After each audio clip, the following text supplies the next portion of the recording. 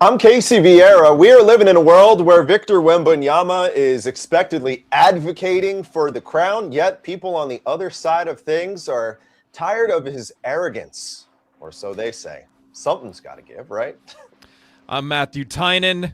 I'm going to do my best to take my microphone off the surface of the sun this time around. No more hot popping mics, but I'll try to give at least warm takes.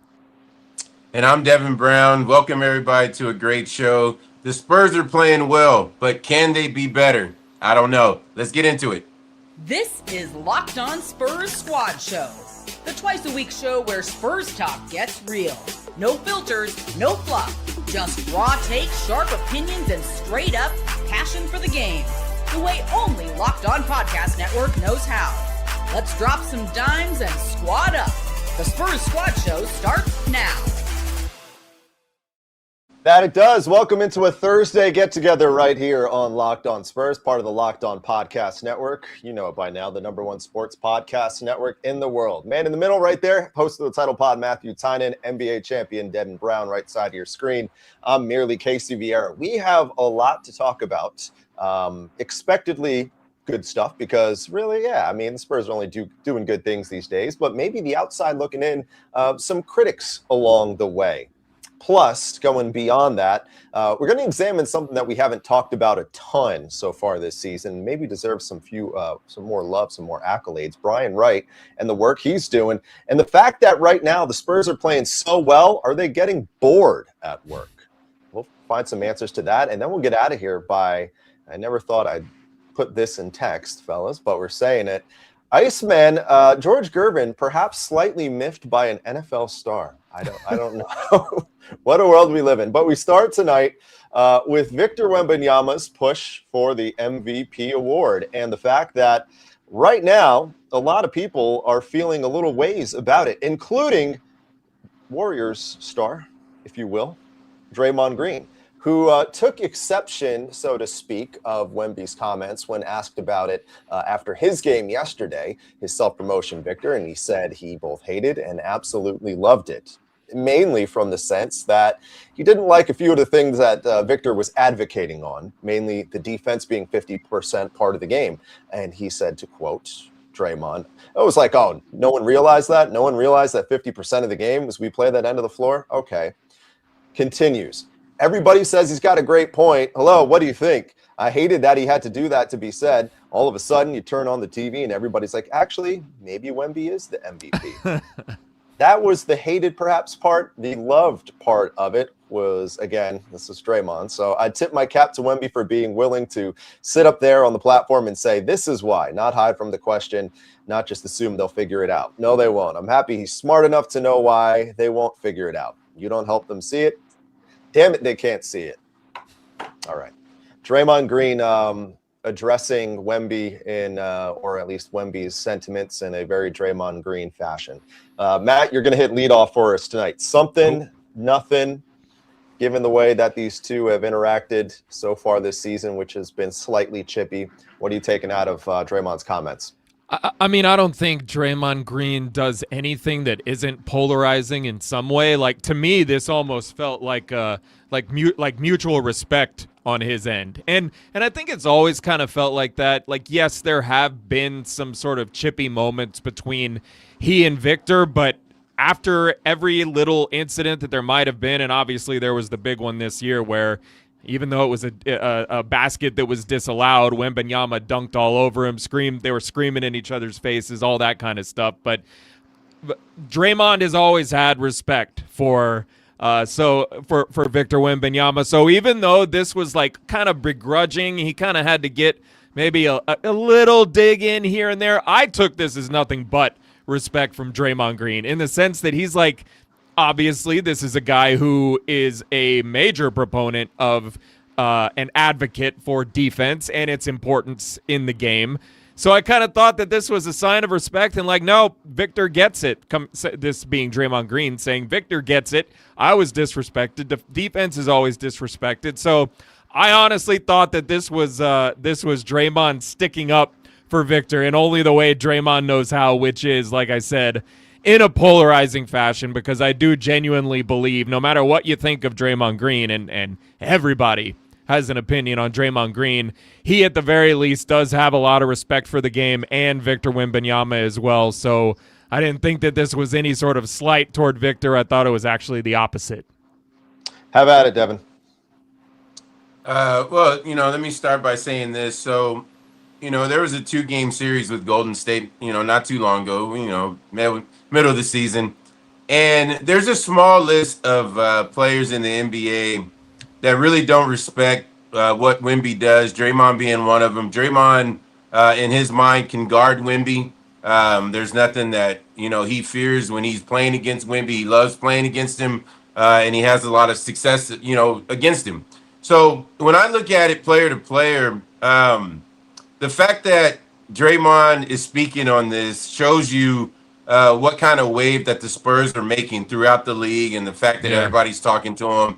OKC, they're the number 1 seed, but they're coming off of a championship. They're going to be there again. The Spurs are this new kid on the block. They're getting back to playing, the way everybody expects San Antonio to play. So it's a hot topic. And why not have, Draymond, whoever it was that asked him about it, he went right into it, no flow. So for me, listening to, Draymond's deal, he's going to talk. He's going to talk his talk, but that's, part of, why a lot of people love him. But as far as, when he, directed towards Wemby, hey, man, we talked about this before. Wemby is different, all right? We got to get used to how Wemby is. Hopefully he doesn't go back at Draymond. But for me, looking at it from a player, hey, listen, Wemby's got a lot to get worried. A lot to take care of come April. So just let that go. Yeah, I'm kind of like right in the middle of what both of you guys are saying, because I think Draymond respects the idea of what Wemby was advocating for, which is, like Matt said, was what has essentially made Draymond's career, right? Is being the standout defensive player that he is. But I also, at the same time, I don't think he cares for Victor. Draymond in my mind is just kind of old blood in the new age, which is kind of ironic given who his running mate is, being in Steph and one of the flashiest superstars to ever do it.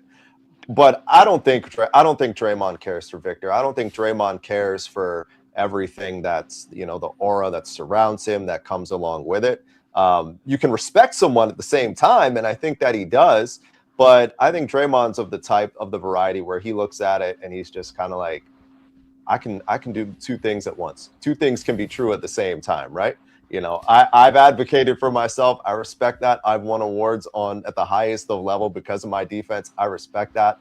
But I don't really respect you as a person. I don't really care for you neither. Part of it's the fact of the jersey that you have on, and part of the fact is that I'm Draymond Green. I'm a competitor, right? So I'm kind of in the middle somewhere between that. But what I thought was interesting, though, and again, take it with a little bit of a grain of salt, because national media will be national media, was Nick Wright the other day on FS1, paraphrasing, said he was fed up with Wemby's arrogance and his entitlement. And so I'm not going to make what Nick Wright said the sticking point of what I'm about to ask Matt here. But do you think there is a perception right now that's starting to bother people of Victor, at minimum, perhaps being very confident in hyping himself up?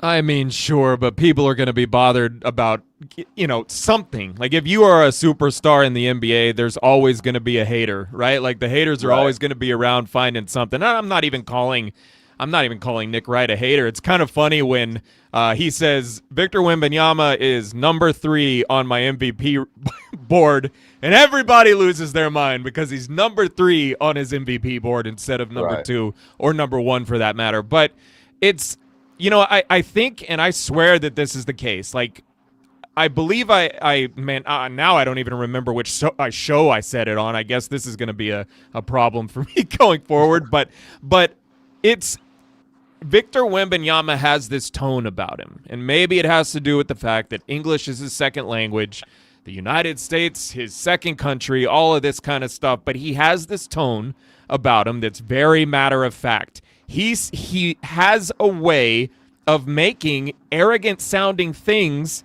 sound just matter of fact. Like he's stating the obvious rather than something that is intended to inflame, like rather than something that is intended to make people upset.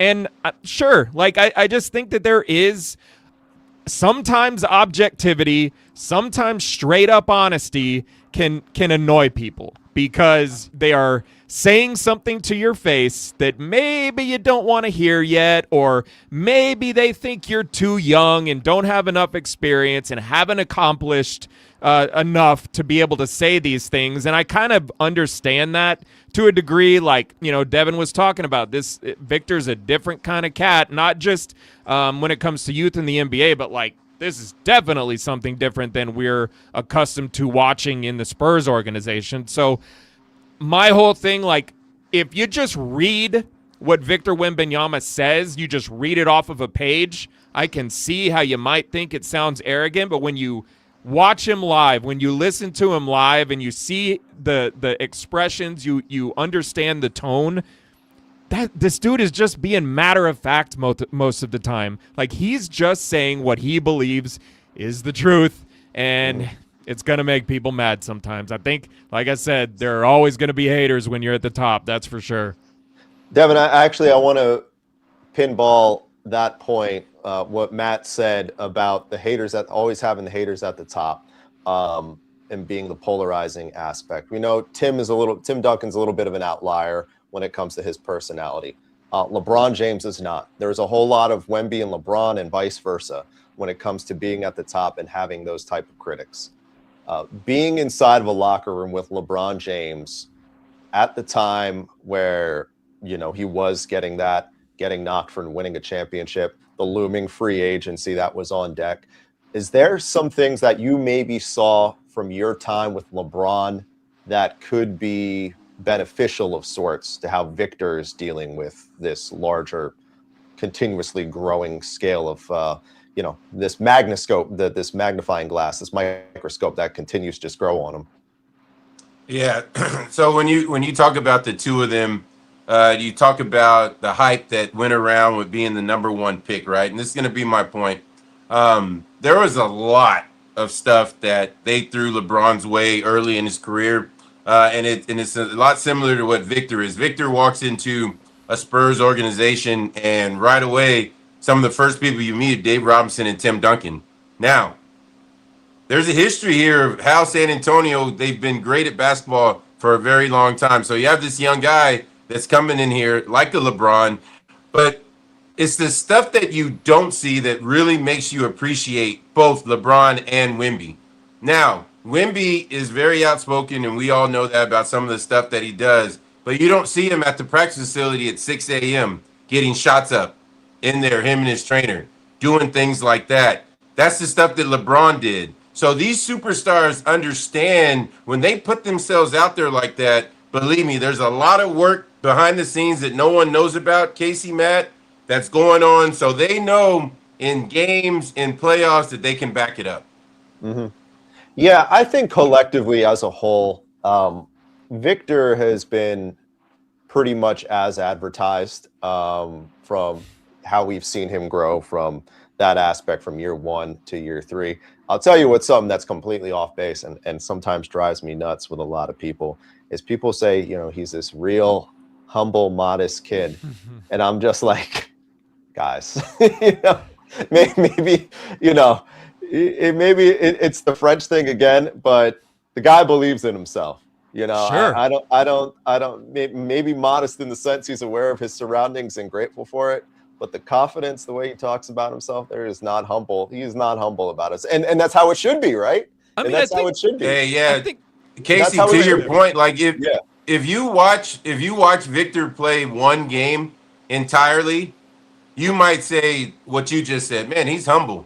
But when you see him play 10, 15, like I have, you're like, okay, y'all better watch out for this guy. Yeah, he's not messing around.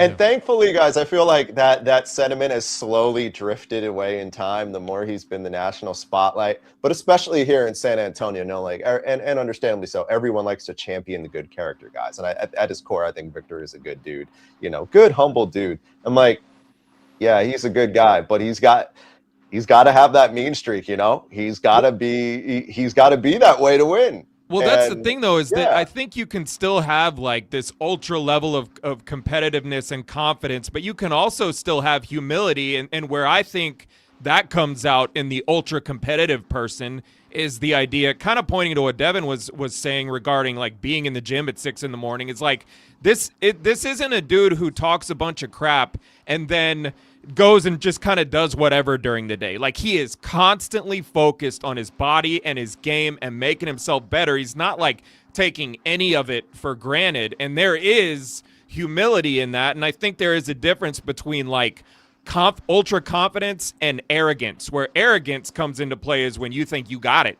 And I don't think that Wemby thinks he's got it. You know what I mean? I think he is like starving for more and more and more. But in the meantime, he's already pretty damn good, and like you gotta watch out for this guy, because it's only up from here. If he stays healthy, it's gonna be a problem for a really long time. Hey, Casey, can I say something real quick? Go ahead. Yeah. Go for it. All right, so I got two things real quick. Let's remember how Victor is seeing this thing, and how everybody looks at him being 7'5", right? 7'5", but he's not like the George Mirasans of the world, Manute Bol, Yao Ming. This is a guy that has really worked on all aspects of his game.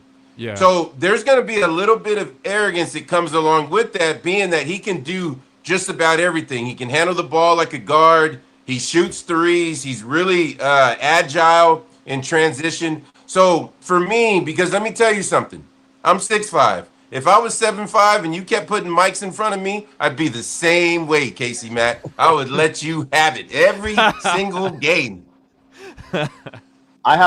Listen, just because I'm saying he's that way, like I said before, it doesn't mean I have an issue with it. You know?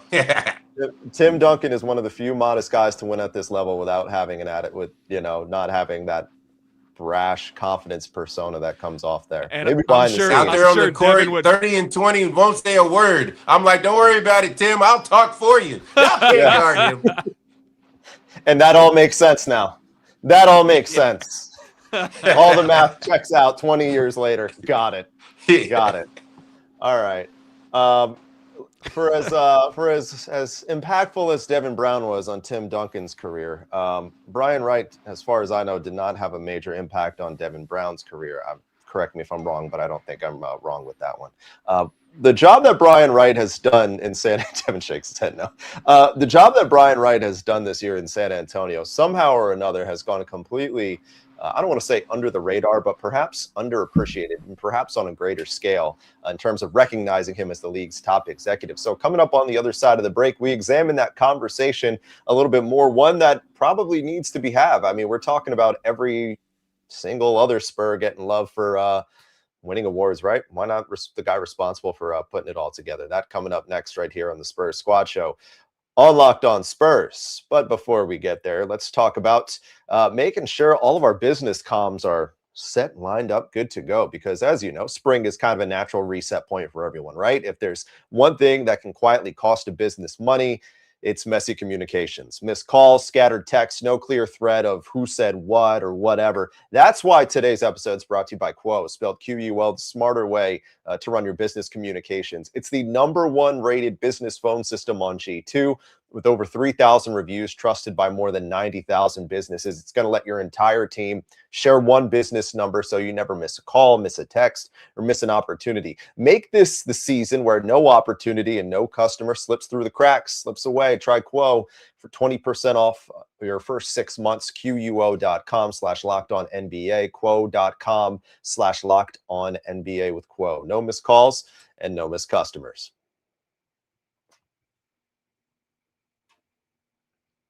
Also want to remind you what we got going on the Everydayer Club right here with the Locked On family. If you're trying to make some money, get your first month of the Everydayer Club for free when you use code MARCH. What is it? You'll get everything from ad-free episodes to entry into private listener group chat Discords where we're all hanging out daily. Click the link on your screen or in the show notes, the link on your screen right now, lockedonpodcast.com /everyday for more information. All right, pivoting the conversation a little bit and talking about someone who really for a large stay of his time in San Antonio, it feels like it's been a little bit of a up and down type run for GM Brian Wright. Now going into, I guess, his fifth season at the helm of, or sixth season, solely taking over the gig as the guy. I mean, we still know the Spurs at the end of the day are a top to bottom effort, but the guy at least who's put out there on the podium to give the jersey over on draft night. Obviously, this is the most notable of a season that Brian Wright has had to this point. And given that almost every notable move that he's made has pretty much paid off. Right now, Matt Tynan, is Brian Wright the executive of the year in the league? I mean, we historically see it go to, if you're looking for the template of an executive of the year, this is typically the kind that you see given the award is like the team that makes the giant leap. It's the team that put a roster that functions so well together that it's going to have. We'll see what they end up with in terms of wins, but they're like on pace to have a 28 win jump from last year to this season. So that's typically what you're looking for if there's a template you're throwing out there. Now, I think that there will be some criticism of Brian Wright over the tanking years. If you still want to call him that, you take chances on certain guys in the draft that didn't pay off. But a lot of that has to do with the fact that you don't know what your team's going to look like in a few years. You're going to look for the most versatile players and see if they can pan out, or what you think are the most versatile players in the draft and see if they pan out. Where the test, to me at least, going back through all of this, is the test really began once they drafted Victor Wembanyama. It's like, okay, here's your big opportunity. What do you make of it? And you go get De'Aaron Fox for basically nothing. And you can even point to the fact and say, look, De'Aaron Fox was basically campaigning to go to San Antonio. He wanted to go to San Antonio. Okay, not every general manager is great at pulling the trigger at the right time. Like, if you are right place, right time, if the opportunity is there, some will miss the opportunity and they'll lose out on a player like that. He took advantage on a deal that the Spurs won by a landslide. And then there are the little things around the peripheries. It's the signing of Luke Cornett, which is a player and a backup center and a guy that can actually play alongside Victor Wembanyama that they needed so badly to get. So just on the fringes and just drafting the right guys ever since Victor Wembanyama, putting a roster together. And if you've listened to him at any point over the last several years, especially after drafting Victor Wembanyama, he said the goal of this organization is to draft players who can handle the ball, who are multifaceted, who can do all of it. It's not necessarily constructing a roster from like a traditional mindset of, okay, here's a traditional point guard. We're going to go get spot-up shooters. We're going to have these archetypes that we've seen historically from a player perspective. He said, we want dudes who can do everything. And if you look at this roster right now, basically everybody, there aren't very many teams in the NBA that have like 5 dudes who you can put the ball in their hand and they can go get a basket. And San Antonio has that. I think that obviously it's a big part of it is drafting Victor Wembanyama. There is no getting around that. But since then, everything they've done is constructed a roster basically exactly as they envisioned. Probably a year ahead of time too, to be honest. Go for it, Devin. So Matt, makes some good points. Being that, it started with Victor, but you have to remember, if you look at this team 4 or 5 years ago, it was a bona fide AAU team. It was a lot of young players. There was really no leadership. There was, nothing like that. So, you look at not only Wemby, right? So now that's your cornerstone. And you talk about De'Aaron Fox. But what's important to me is a guy like Harrison Barnes. And he's big for Keldon. He's big for the locker room because he brings a lot of experience. Some of these guys that they've had in the past that maybe show up 30 minutes, 45 minutes before practice, you have a veteran player that says, hey, we're chasing titles around here. Get here an hour and a half to 2 hours beforehand. So when you do stuff like that, you factor in Luke Cornett, who is also mentioned. He's the perfect fit. He's going to challenge Victor on the days off, and he can go in there and he can, get Victor the rest that he needs, and you don't lose anything there. So for me, when I look at the roster and what Brian Wright did was he got the locker room handled, right, with experience. And then, even going after a guy like Dylan Harper when everybody was wondering what they were doing, I think a move like that, he just wanted better players in the building, guys that understood. And his dad, played for years in the NBA. So to add a guy like that and have everything that you've gotten out of Harper this season, along with the other pieces, Casey, has led to what you see now out of the Spurs. Yeah, I think he's completely changed the narrative about him in that really since the Fox trade, right? I think that there was a lot of very reasonable criticisms that were of him prior to that, everything to it, whether that was solely a Brian Wright decision, whether that was the top on down. There were some egregious basketball offenses when it came to drafting along the way before we got to that point. Like, I like Devin Vassell, but Tyrese Halliburton was on the board. Joshua Primo was a disaster. Between Sohan, Brandon, Blake Wesley, none of those guys are on the team. So that's 3 years, 3 drafts where they had lottery picks and none of them shook out. And for most GMs, that's not looking particularly great. But thankfully for the Spurs, they got it right on the Victor side of things. And that is when, I don't want to say when things really started to matter, but he got a clean slate, right? It's kind of like everything has gone out the way. All we had envisioned is kind of out the way of that group of the past. I mean, they did envision a Victor potentially. I mean, they'd scouted him since he was in middle school or whatever it was. But now that this dream of Victor has happened and he's here, we're going right back to the drawing board. And now this plan is diverted into another direction, the one that we wanted. So we're starting from scratch. And so once the homework, really started counting, once the aspect of getting him settled, figuring out what worked with him, what did not, figured out, like Matt said, the positionless side of things, that you don't need to go a traditional 1 through 4 around the unique center that he is. He's gotten almost every move right.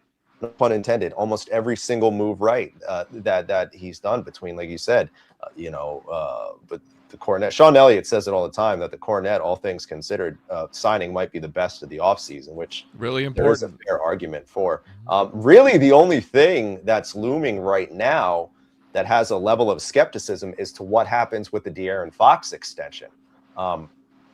Being that next year, you're paying premium dollars for 3 guys who all essentially play 2 spots. And then I think a real, the dialogue might be revisited again, depending on what happens in the playoffs and potentially next year. But you cross that road when you get there, because if the Spurs win a championship this year, it doesn't matter what you're paying Fox at that point because you got the ring.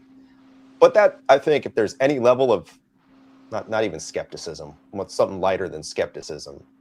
I don't know. Again, Tynan, we brought you in to be the wordsmith. Skepticism is a pretty light word. I think fine, we'll stay with it. Yeah.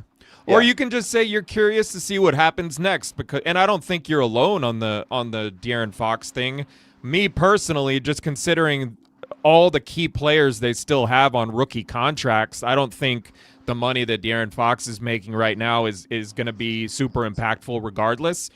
But there is going to be, without question, a big decision to be made at some point in the next few years, because like, you draft Dylan Harper number 2. It's very rare that you see a guy of his sort of basketball pedigree. Typically, when you're drafting number 2 overall, you're probably one of the worst teams in the NBA. Like, the Spurs had the 8th best odds. They jumped all the way to 2. They make this giant leap. He's coming off the bench. You don't typically see number 2 overall picks, coming off the bench. So at some point along the way, they're probably going to have to make a decision. But and there will be a lot of judgment there to see what they get from it, to see how they work through it, to see to make decisions on who goes where, who stays. Like there's going to be that's kind of part of the that's what happens when you start winning a lot is guys start making more money, and you got to start making more decisions because like other teams are looking at the players that you have wanting to pay them more money for bigger roles elsewhere. So there will be definite tricky situations for him to navigate going forward. But like as it stands right now, like considering all their key players are so young, and many of them, including Victor Wembanyama, who will still, by the way, be on his rookie scale contract next year, even though he's going to agree to an extension this summer. They're still sitting pretty. They got a whole bunch of assets, so like the decisions are coming, but it's not imminent. It's not imminent. No. Well, I mean, really, I guess 2 years once the Castle side comes in, because Castle is 2 years away from that extension, so that's when it really comes a conversation. Sorry, Devin, you've been chewing on a point. Go ahead. When you brought up some of those guys that you brought up, it made me think of just the war room sitting in there, going even back to before when I was here. When you get a guy like Tony Parker and you get that changes your organization, you get a guy like Manu that changes your organization. So I just wanted to say, you got to give Brian Wright a little bit of a pass with those three names you brought up, in the sense that because you went so long just drafting guys that made an impact, Casey, sometimes you feel like you're like, yeah, because I've never even heard of Malachi Brenham. I don't know who that is. You don't have to worry anymore. Nice. He was great here. Great. He was great here? He was great. Yeah. I love it. Oh, okay. And then this Primo character, and you're like, I have to start looking around because I'm like, who is Casey talking about?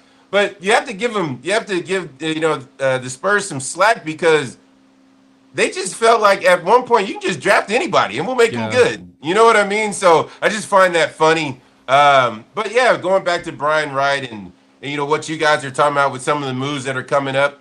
Matt, Casey, pay attention to this. It's going to be, because the Spurs are going to have to make threes, right, in order to make this title run.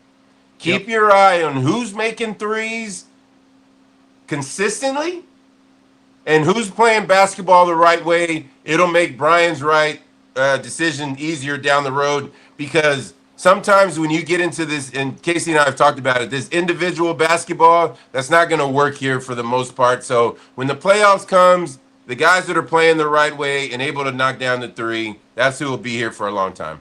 And this is where like careers are made, right, Devin? Yeah. Like once that microscope is on you in the postseason, like this is when you really learn who's for real and who isn't. Like this is when it starts for real. Yeah. And I mean, what else is going to be for real, though, is that the level of accountability that Brian Wright takes starting next season with this, right? Because, again, they're ahead of schedule. So once the Spurs become on schedule, which is what it will be next year, that element of forgiveness, so to speak, it's not there anymore. Right. It's not there, because when the Spurs are win now, no one expected him to win now. So even if he did have any sort of hiccup this year, it wouldn't have mattered because you're ahead of the timeline.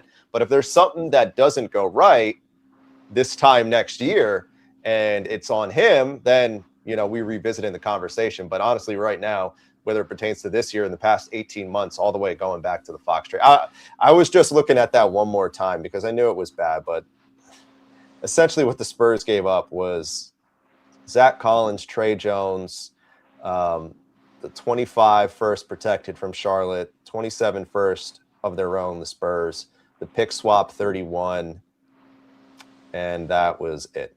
Yeah, I mean, and then don't even, like, you brought up Harrison Barnes, Devin, and I thought that was a great point that you made there. But and not only did they get Harrison Barnes, they got a first-round pick in that deal from Sacramento. Wow. And I also think that we also did not mention Chris Paul. I know he was only in town for a year, but he definitely made an impact in terms of how you prepare how these young dudes are supposed to prepare on a day-to-day basis, minute-to-minute basis, like how you treat every single day as a professional. So cleaning up, like I'm with you on this, Devin, like especially when you're in this full rebuild, you want to just take swings in the draft, see what you can get. I'm kind of with you in terms of like I'm not judging a whole lot in those draft classes. It's kind of what you do from here. But I do think once you had Victor in the building and you started to set this culture again, when it's bringing Chris Paul, it's bringing in Harrison Barnes. It's like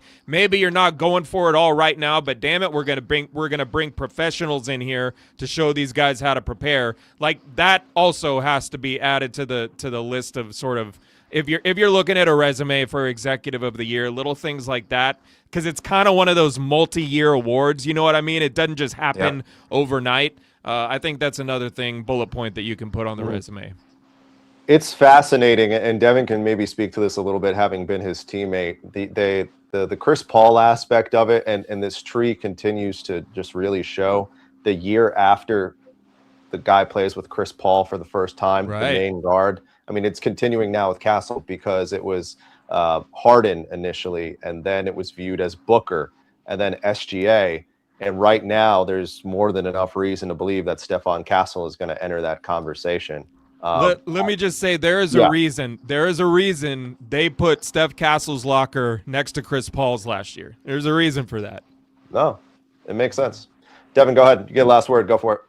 Yeah, no, just, to speak to what you are talking about. In that situation, RC, Brian Wright, whoever, they said, soak it up.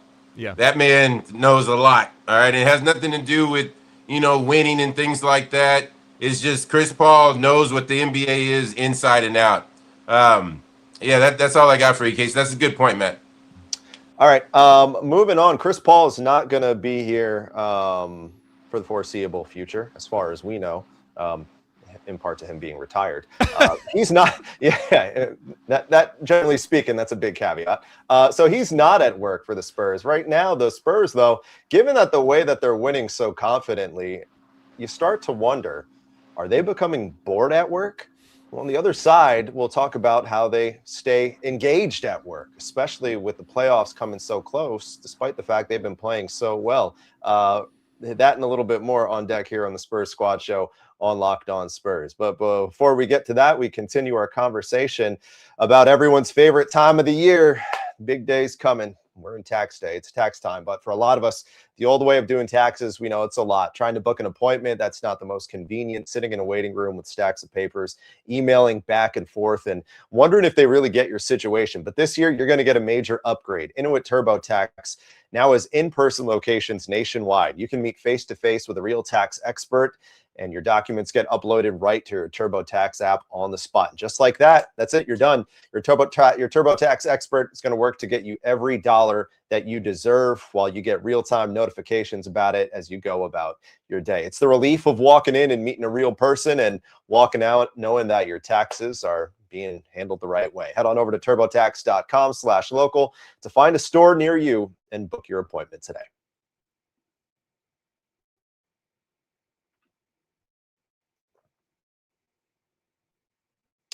All right, so I think we've all, maybe not on the locked on side of things, but I think we all in some capacity, when work is going through a consistent, not lull, but what kind of the working world is, you go through the same pattern day after day after day. Sometimes you're worried or you're getting bored about things perhaps. And in case you guys haven't noticed, the San Antonio Spurs have been doing a whole lot of that recently. And the fact that, hey, it's another consistent showing and another considerable win that's seeing these guys resting the fourth quarter. That's seeing maybe the guys who you anticipate playing 40 plus minutes, maybe not 40 plus, but 35 plus minutes in the playoffs, not see the floor. Is there an element of complacency, perhaps, that maybe we worry about, especially with the games getting infinitely more important as we enter the final 9 games to go? Devin, you and I yesterday at the tail end of the Spurs postcast, we briefly hit on this subject matter, coming off of yet another decisive Spurs victory, like they did against the Grizzlies. And you said, to lead you into this point, you feel pretty good about their ability, the coaching staff's ability to help these guys maintain the focus and kind of keep them engaged and not divert from the plan as the playoffs draw near. Well, it's what made Pop, so great at what he did. If he felt like, we were listening to the outside noise, or like he would say, feel like you guys are reading the paper. You guys are going around San Antonio. They're patting you on your back. And then it was, cuss word, cuss word, cuss word, cuss word. So to bring us back into focus, we would sit in there for about an hour and watch all bad clips. All right, every player, 4 or 5 bad clips. When you left, Matt, the theater room, although it was very nice at the other practice facility, can't imagine what it looks like at the new one. The Rock is what they call it. But when you left that theater, you felt like you've never played basketball before. So it made you work even that much harder, moving forward. Mitch has that in his back pocket. I know he does things like that. But, guys, let me make it easy for you. When you have number one that suits it up, and you know what I wish Wemby would do on this long playoff run going into next year? I want him to say, you know what, I'm going to try and play in all 82 games. Set the tone for the whole NBA. They'll follow him. I just want to throw that out there real quick. But the biggest thing is when you have number one and he's out there giving you everything that he gives you, you don't have a choice whether you're, Dylan Harper, Biz Marquis, or any of those other guys, Carter Bryant, any of those. You have to go by the tone of your leader, and Wemby does a great job of that, Casey. This is only day 4 on the job for Matt, so Biz Marquis, that's one that's been going around. We got a ton of nicknames. We're gonna get you in on. I'm happy to. I'm excited to learn them all. I'm excited to hear all of them. That's for sure. Yes. That was a good start. I swear, Devin, and I love hearing that story because I've often thought to myself, like, if as a media member, like if there's one thing that I would love to be able to experience and like do a story on, probably never will with the Spurs because of just how they are. I want to sit in on a film session so bad. It's been since high school since I've had, I've been torn apart by a coach during film. So I'd love to see the pros get that. Hey, Matt, can I tell you something real quick? Yeah. So obviously they have the Rock now, but that beautiful facility went up in 03, over there at I-10, whatever. Medical center. And let me tell you something. Let me tell you what frustrated Pop. So you have this big old 100-inch screen, right, in the theater room, but the cord from the TV doesn't fit to his chair. That was the funniest thing. He goes, oh, you want me to sit like this? You want me to do this? You want me to do... Why? And at the time, it was James Borrego that Pop put in charge of that, right? So he goes, JB, I'm blaming you. And he throws the remote. Just wanted to get it out there. Yeah, you would have loved to see Pop in his heyday. Oh, man. I love it. But going back to the conversation, you said it the other night, Devin. Whenever Victor Wembanyama comes out and says the stuff that he did, it's like these guys better be ready. They better be ready. They buckle up, man, because it's like the show is on. And that's just when you have a superstar like that who sets a tone, you don't have any choice but to follow. And like you were saying earlier, this is where rubber meets the road. If you want to be in San Antonio for the long haul, you better show up. So there is no room to rest for any of the other dudes not named Victor Wembanyama, the other dudes not wearing the number 1 jersey. So at this point, considering how demanding and how, and I don't say that in like a derogatory way, but like Victor has already outlined, like, it's MVP or bust. It's championship or bust. I want all of it. Like, it's difficult to not be motivated by that kind of thing, because if your superstar is in that frame of mind, like, you better be along for the ride. If not, you're out. Like, you're on to the next station, basically. So that's I'm just going off of what we saw in Memphis last night. That didn't look like a team that was in any danger of playing lackadaisical or careless or basketball or anything like that. Also, like, Mitch Johnson is a really interesting dude, because when you watch him and speak to him in any sort of media availability. And like when fans see him on video interviewed, that kind of stuff, he's very thoughtful. He speaks slowly. He's relatively quiet. I have heard some things from people. That is a different dude off the court. Speaking of the film room, that is a different dude in the film room. He's got some pop to him where he is a basketball maniac. And so if that is the case, and like you have a coach who has often said this year, we are super, super demanding of these guys. So like we have to take accountability in for ourselves as well. So there is this whole big accountability circle with all the people involved here, the players, the coaches, everybody. And I have not detected, from Victor Wembanyama all the way to Jordan McLaughlin and Kelly Olynyk, like there hasn't been any sort of detection of being careless about what's going on out there, being complacent, lackadaisical, any of that stuff. And I think it's the people at the top who are keeping them there. And that's what you want in your leaders, right? I mean, I know that, Devin, I know Tim and Dave and those guys, I know that they were relatively quiet guys, but I also know that they were intense when it came to their expectations about winning basketball games, not to mention Greg Popovich. Go ahead, Casey. See, now it's really other duties as assigned when you're talking about these video coordinators, because now I'm imagining Riley having the same situation with Spoelstra. Right.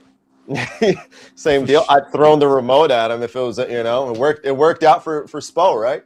Right. Worked out for Spo. All right. No, I think that's Matt brings up a lot of good points. And I think another aspect of it too is that you're always trying to figure stuff out down to the last minute, right? While you still have the luxury of doing such. And the Spurs have the luxury of doing such, because of how well they played.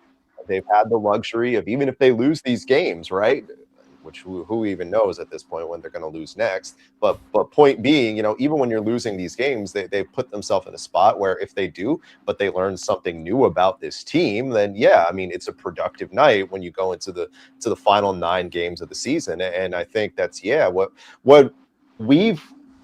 what I feel like what we've really seen Mitch differentiate from Pop as the season's gone on is that I think that with Mitch, he has shown that if you find a way in, we're going to give you another shot. We're going to give you another shot. And he's developed that tight of relationship with these guys, 1 to 12.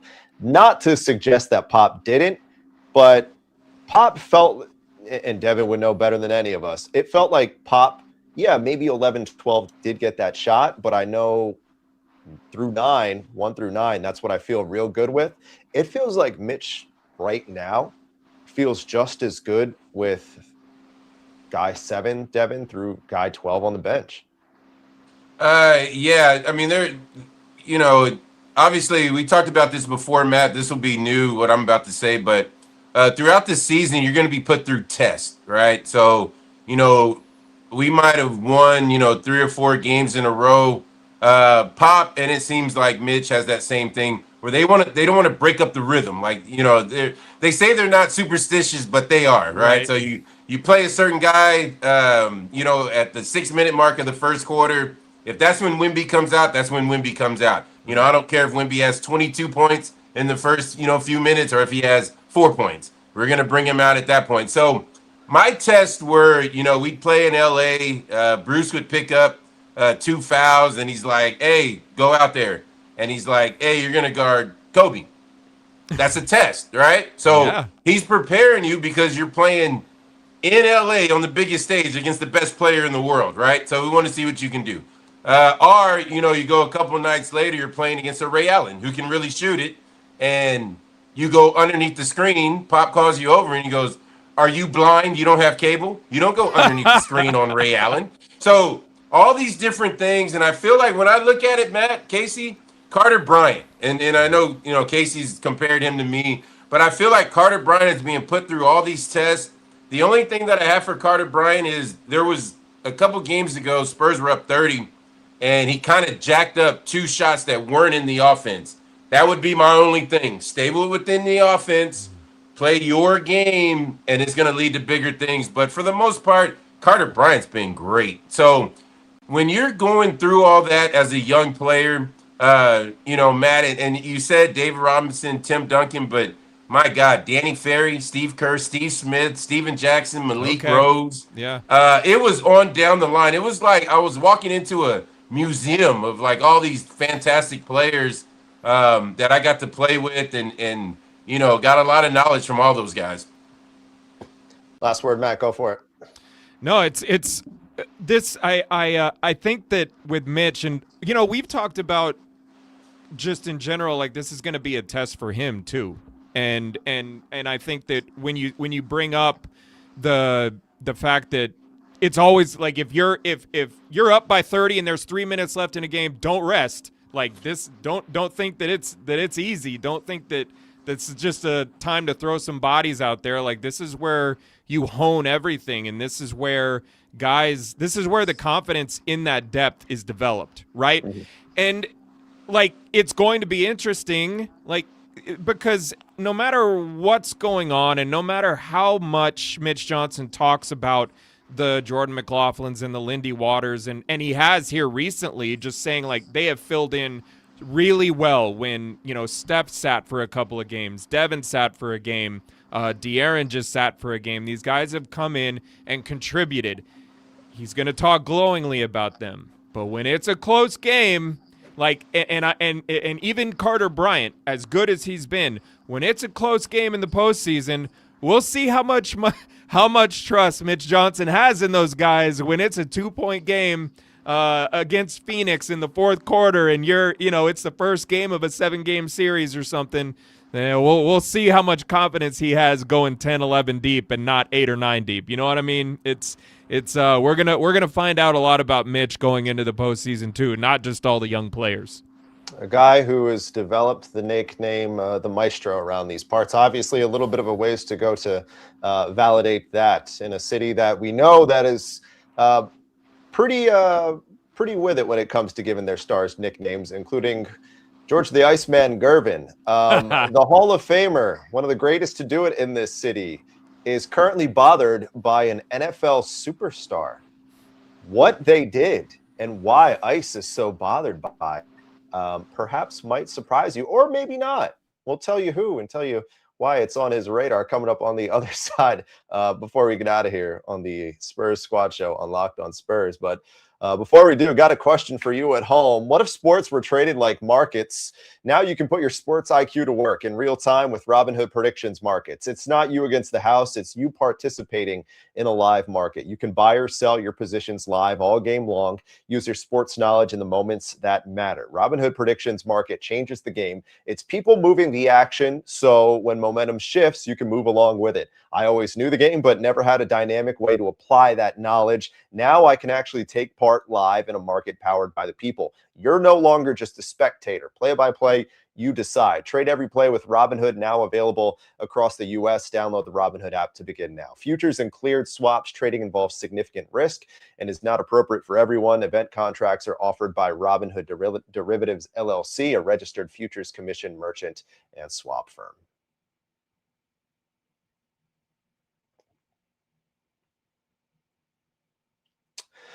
All right, almost time for us to call it a Thursday night right here on the Spurs Squad Show on Locked on Spurs. But before we do, the Iceman, whenever George Gervin says something, the folks around these parts listen. Whenever George Gervin has a way he's feeling about things, folks around these parts, they tend to feel away. So how about this? You guys know Caleb Williams, star quarterback for the Chicago Bears, #1 pick from a few years ago. Fantastic postseason.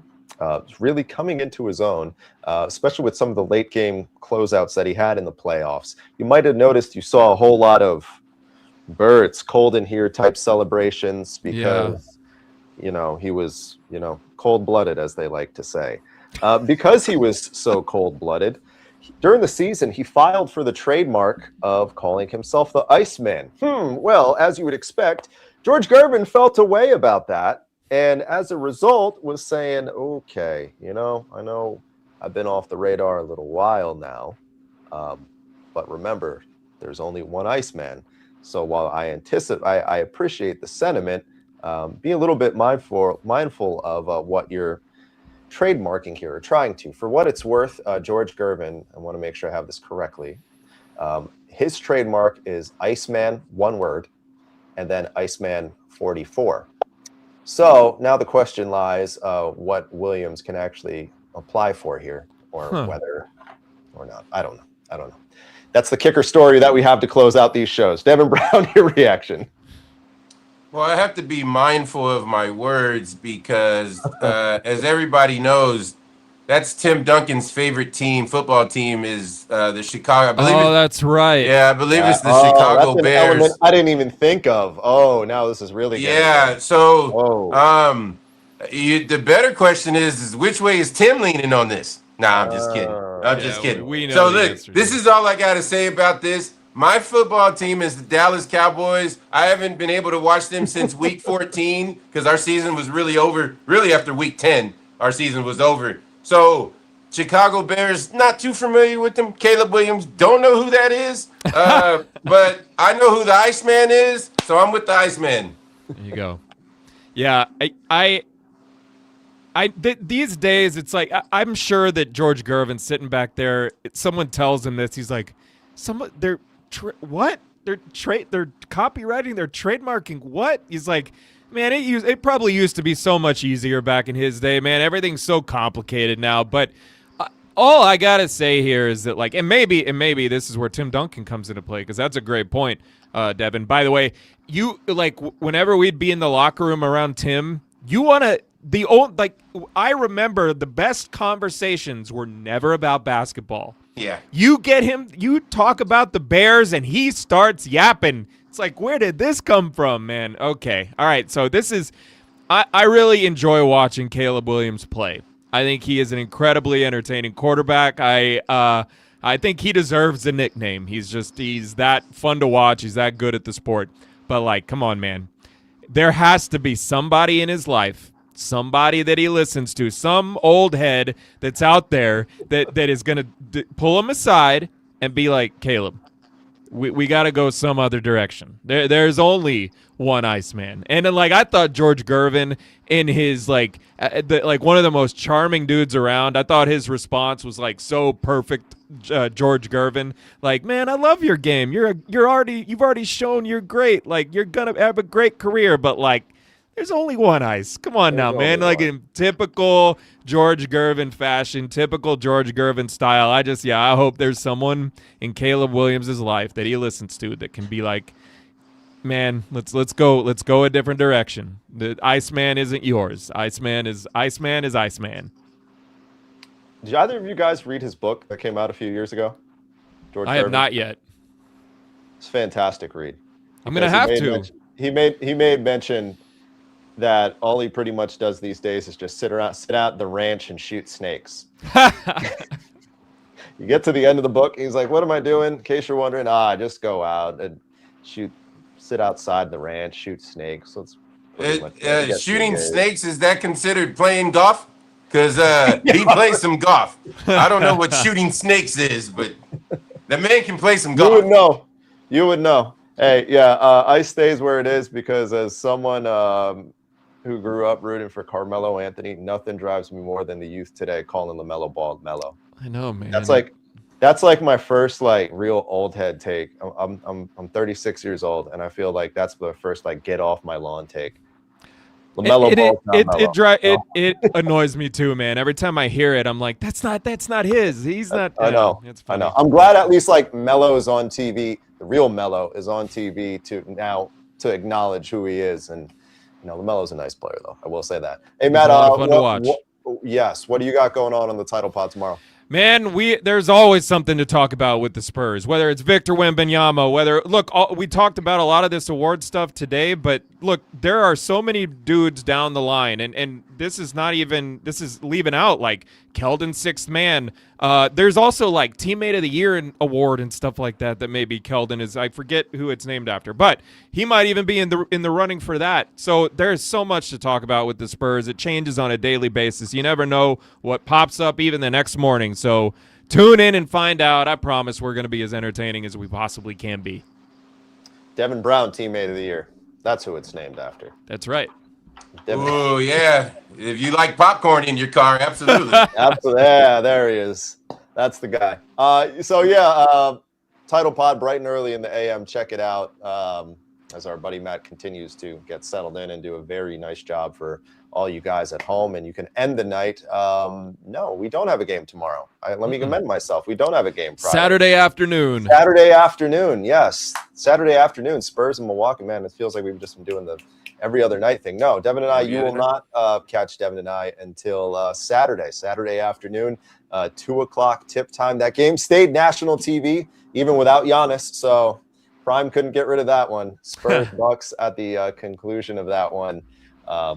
Spurs Postcast, you know where to find us right here on Locked On Spurs. Shout out to you guys and shout out to the crew that has migrated over with the corporate knowledge Substack that Matt brought over. I know yesterday in the Postcast we got a few new faces in there, if you were new hanging out tonight, migrating over, welcome. This is what we do. We have fun. We bring you the only the best. Well, we hope it's the best. Absolutely, man. Yeah, no hope about it. Best is subjective. Best is subjective. We gotta take after Victor, right? Like we keep talking about the fact that he's telling everybody to jump on board, like buckle up, let's go. We're along for the ride, right? That is true. Yeah. At minimum, I like to think we do a pretty good job. That's good enough. Good enough. All right. So yeah, Tynan bright and early in the AM. See Devin and I over the weekend. You guys enjoy your Friday. It's been a pleasure hanging out with you. Good stuff tonight, fellas. So for Mr. NBA champion Devin Brown, Matt Tynan, I'm Casey Viera. Enjoy your weekend, and we'll talk to you Saturday.